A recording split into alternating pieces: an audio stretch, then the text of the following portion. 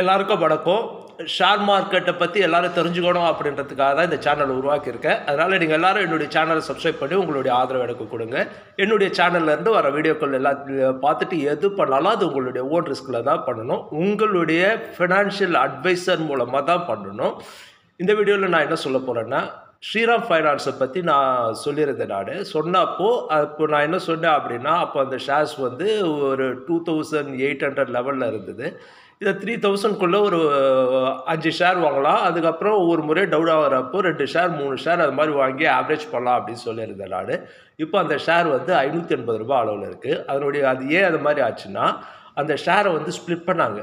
அதாவது ₹10 face value ஷேரை ₹2 face value ஷேராக மாற்றினாங்க. அதனால என்ன ஆச்சு அப்படின்னா, ஒரு ஷேர் வந்து 5 ஷேராக மாறிச்சு. நானே அதில் 10 ஷேர் வச்சுருந்தேன். இப்போ எனக்கு அது வந்து 50 ஷேராக வந்துடுச்சு. இதை எதுக்காக சொல்கிறேன் அப்படின்னா, நீங்கள் ஸ்ரீராம் ஃபைனான்ஸ் ஷேர் வாங்குறப்போ நீங்கள் என்ன நினைக்கக்கூடாது, ₹3000 ஷேரு ₹500 வந்துடுச்சு அப்படின்ற மாதிரி நினச்சி ₹3000 நினச்சி வாங்கக்கூடாது. இப்போ அதனுடைய ஸ்ப்ளிட்டு வந்து 5 ஷேராக ஸ்ப்ளிட்டாக இருக்குது அப்படின்றப்போ அந்த 5 ஷேருக்கு ஏற்ற மாதிரி நீங்கள் அந்த ரேட்டை மாற்றிக்கணும். நான் சொன்னப்போ ₹3000 இருந்தது இல்லையா, இப்போ அது 5 ஷேராக மாறி இருக்கு இல்லையா. இப்போ நீங்கள் அதை என்ன பண்ணணும்னா, ஒரு ₹600 அளவு ஷேராக தான் நீங்கள் ஸ்ப்ளிட் நினச்சிக்கணும். அதனால் வந்து நீங்கள் ஸ்ரீராம் ஃபைனான்ஸ் ஷேரு அப்படின்றதால நீங்கள் என்ன நினைக்கக்கூடாது, அது ₹3000 விற்று இருந்தது, இப்போ வந்து ₹500 கிடைக்குது அப்படின்ற மாதிரி நினச்சி நிறைய பேர் ஏமாந்துடுறாங்க ஷேர் மார்க்கெட்டில். அதனால் இந்த சஜஷன் சொல்கிறேன். நீங்கள் இனிமேல் ஷேர் மார்க்கெட்ஸில் எது பண்ணாலும் இதை வந்து, அதாவது என்ன சொல்கிறோம் அப்படின்னா, ஒரு ஸ்ப்ளிட்டோ இல்லை போனஸோ கொடுக்குறாங்க அப்படின்றப்போ நீங்கள் அதில் கேர்ஃபுல்லாக இருக்கணும் அப்படின்றதுக்காக சொல்கிற ஒரு விஷயம். போனஸ் ஸ்ப்ளிட்டு ஏன் கொடுக்குறாங்க அப்படின்னா, அந்த ஷேர் விலை ரொம்ப அதிகமாக இருக்கிறப்போ, விலை கம்மியாக இருந்தால் நிறைய பேர் கொஞ்சம் வாங்க முடியாது, விலை அதிகமாக கொடுத்து வாங்க முடியாதவங்க கூட கொஞ்சம் விலை கம்மியாக கொஞ்சம் இருக்கிறப்போ வாங்குவாங்க அப்படின்றதுக்காக, வாங்கிறதுக்கு ஈஸியாக இருக்கும், ஈஸி பண்ணுறதுக்காக தான் இந்த ஸ்ப்ளிட்டு போனஸ்லாம் வருது. போனஸ்ன்னு கொடுத்தாங்கன்னா, நீங்கள் வந்து சம்பளம் வாங்குறப்போ எங்கேயாவது வேலைக்கு போகிறப்போ சம்பளம் கொடுக்குறாங்க இல்லையா, அதில் கிடைக்கிற போனஸ் மாதிரி இதை நினைக்கக்கூடாது. ஒரு ஷேர் 2 ஷேராக ஒரு ஷேருக்கு ஒரு ஷேர் போனஸ்னால் ஒரு ஷேர் 2 ஷேராக மாறிடும். அதுக்கேற்ற அளவுக்கு வேல்யூ குறைச்சி போயிடும்.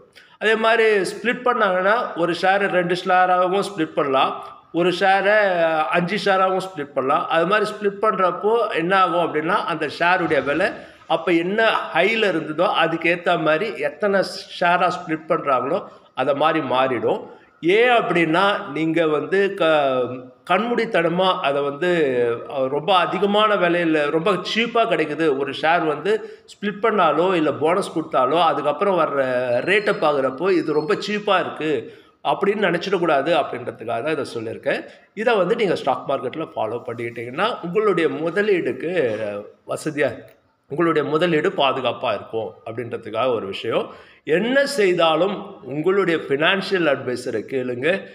ஸ்டாக் மார்க்கெட்டை நல்லா தெரிஞ்சு செய்யுங்க அப்படின்றது தான் உங்களுக்கு சொல்லி வருது. ஸ்டாக் மார்க்கெட்டுன்றது ஒரு வேல்யூ பேஸ்டு இன்வெஸ்ட்மெண்ட் பிளேஸ் தான் அப்படின்றத தெரிஞ்சுக்கோங்க. வேல்யூ தெரியாமல் அதில் இன்வெஸ்ட்மெண்ட் பண்ணாங்க அதுங்க அப்படின்றத என்னுடைய சஜஷனாக உங்களுக்கு சொல்லிக்கிறேன் நான். ஏன்னா நான் வந்து 18 வருஷமாக நான் இன்வெஸ்ட்மெண்ட் பண்ணி நான் நிறைய சங்கடங்களை சந்தித்து அந்த சங்கடம் மூலமாக வர்ற பிரச்சனைகளை உங்களுக்கு சொல்லியிருக்கேன். ஏன்னா நிறைய மக்கள் பாதிக்கக்கூடாது. ஒரு பங்குச்சந்தையில் மக்கள் வந்து அவங்க வந்து மக்களுடைய பணம் பங்குச்சந்தையில் வளர்ச்சி அடையணும், மக்களுடைய பணம் பங்குச்சந்தையில் வீழ்ச்சி அடையக்கூடாது. மக்களுடைய பொருளாதாரம் தான் ஒரு நாட்டுடைய பொருளாதாரம். அதனால் வந்து பங்குச்சந்தையில் வந்து எல்லாரும் வந்து ஸ்டாக் மார்க்கெட்டில் எல்லாரும் வந்து கேர்ஃபுல்லாக இன்வெஸ்ட்மெண்ட் பண்ணணும் அப்படின்றதுக்காக கொடுத்துருக்க சஜஷன். எல்லாருக்கும் வாழ்த்துக்கள்.